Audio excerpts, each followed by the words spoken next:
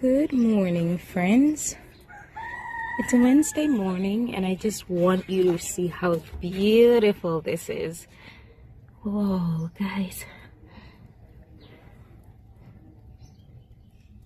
This is just too cute. Okay.